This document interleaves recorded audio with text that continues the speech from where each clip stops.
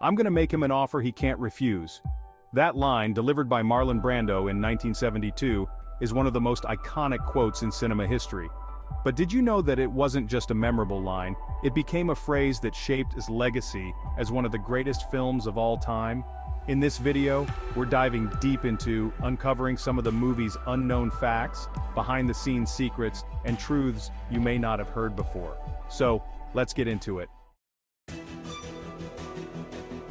Title slide, The Godfather, Unknown Facts and Secrets. Marlon Brando's role as Don Vito Corleone is unforgettable. But did you know he almost didn't get the part? The studio didn't want him at all. Director Francis Ford Coppola had to secretly record Brando's screen test, where he transformed himself into the character by slicking back his hair and stuffing his cheeks with cotton. When the studio saw it, they were blown away. This was a method that came naturally to Brando, and his dedication to crafting the character has been a key to his legendary status. Reference Coppola's interview with 2009. In the opening scene you see Don Vito Corleone holding a cat as he talks. But here's the crazy part. That cat wasn't even in the script. It was a stray that wandered onto the set, and Marlon Brando just picked it up and started petting it. His calm demeanor, contrasted with the cat's softness, made the moment unforgettable and helped humanize his otherwise ruthless character. Reference Coppola's commentary in 2008. Real mobsters were involved in the production. It's no secret that portrays the Mafia, but did you know that real mobsters were consulted during production? The film faced opposition from the Italian-American Civil Rights League, headed by mob boss Joseph Colombo. He demanded that the word Mafia never be mentioned in the film. Francis Ford Coppola and producer Al Ruddy agreed, and the movie was allowed to proceed. This cooperation with mob figures helped give the film a sense of authenticity, though many scenes are still fictionalized. Referenced by Mario Puzo, 1972. Al Pacino was almost fired. Imagine without Al Pacino as Michael Corleone.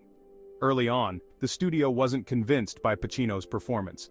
They thought he wasn't delivering enough intensity, and there were talks of firing him and replacing him with a different actor like Robert Redford or Warren Beatty. But after Pacino's famous scene at the restaurant where Michael murders Sollozzo and McCluskey, everyone knew they had the perfect actor. This scene solidified Pacino's role, turning him into a cinematic legend. Referenced by Harlan Lebo, 1997. The real reason for Don Vito's raspy voice. Marlon Brando's unique raspy voice as Don Vito wasn't just a creative choice. The character's voice came from Brando's own experimentation. He wanted the character to resemble a bulldog. Originally, he achieved this by stuffing his mouth with cotton balls during rehearsals. Later during filming, he used a custom-made mouthpiece to achieve the iconic sound. It added to the character's menacing yet composed presence. Brando's performance earned him the Academy Award for Best Actor, though he famously refused it. Reference Brando's interview on 1994.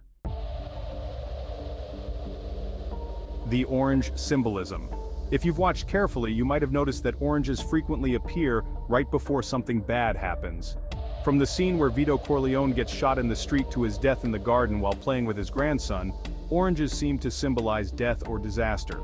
This wasn't intentional at first, but became an eerie motif that fans picked up on. It's now one of the most discussed visual elements of the movie. Reference Harlan Lebo's 1997.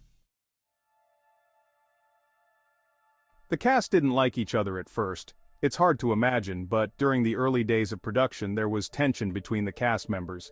Marlon Brando, known for his larger-than-life persona, reportedly didn't get along with some of his co-stars, including Al Pacino and James Caan.